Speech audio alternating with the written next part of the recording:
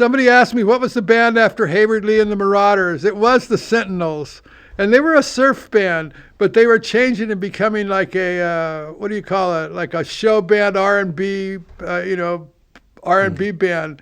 So that was right up my alley because I knew all those songs, So they saw me playing in Hayward Lee's band. They asked me to join their band, and I did, and it was very funny because they were known as a surf band, and here we are playing like as an R&B band, and they were wearing suits and shit and doing steps and really weird. They were really on a weird trip, and it was kind of funny. But anyway, nice. It was right at the end of their band. Their band was like disintegrating basically, and they were out of desperation, I think, trying to be a show band, R&B band. I see. Yeah, switching up the style. Yeah. And I thought that was so weird, to do that, but. But anyway, I wound up in that band, but it was the last stages of that band, so it wasn't like I was really in the band. I was in the band when it was falling apart, But we did a couple of tours and shit, so it was fun. That's great. Yeah, you're part of the history, that band history. Yeah, I guess. Yeah, pretty the cool. part they want to forget. Yeah. Wow. Anyway. They were nice guys, and that's where I met Johnny Barbada, who went on to play with the Turtles and with Joel's band. Oh, yeah. Pretty cool. Oh, and the other guy, I forgot to mention his name, Joel Scott Hill. He's the guy whose band we all played in Hollywood in that club. Oh, okay. Joel Scott Hill was the name of the band. That was a guy. Gotcha. And I was the organ player, and Johnny was the drummer. Bob Mosley was bass player. Nice. Yeah. I feel like I'm bleeding somewhere. I feel like I'm bleeding, but I don't see any blood. Oh, no. Anyway. It's invisible blood. Yeah.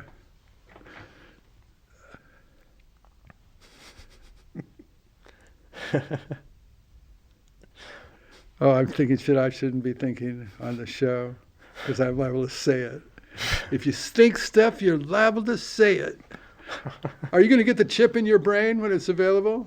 That's a great question. So they can read your thoughts and you can record your dreams? I've always leaned towards no with that kind of thing. It's fascinating, but I don't know if I personally would want to be I wouldn't mind something to record my dreams. Yeah, that is pretty cool. That would be really good. Something to record your dreams. Shit. Yeah, maybe a temporary chip you could just put in at night when you're going to sleep and then just take it out in the morning. Yeah, I could do that maybe. Yeah, my new girlfriend already has one of those in her neck from birth. She's born in a factory. Yeah. I can do a temporary chip, but not a permanent implant. I think that's where I stand on that. Yeah. Well, I'm sure they'll be upgrading it. They'll be changing it every. Yeah. You got the old connector. We'll replace that. Yeah. I'll wait till the new ones come out. Yeah. Wait. We got another one coming out next month. Hang on. Yeah. It's a fascinating concept, though. How far human technology has come to the point where you can have brain implants that do stuff like that. It's pretty wild.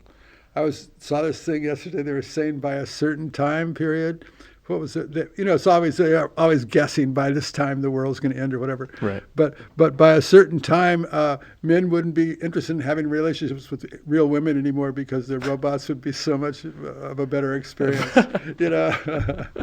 So less needy, so less everything. Just like.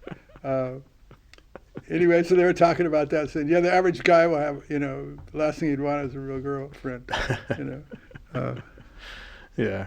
Or what if people end up becoming cyborgs so that the line between robot and human starts to get blurred and you're not sure, like, is this person 75% robot, 25% human, or 50-50? Like the aliens in my movie. Right, yeah. Yeah, exactly.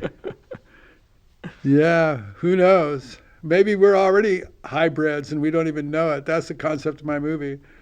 That's why we're smarter than monkeys. Because when the aliens showed up, we were picking fleas off each other. And look at us now, so there you go. That wasn't evolution, I don't think.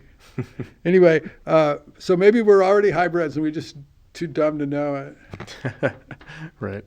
It's a fascinating theory, that's for sure.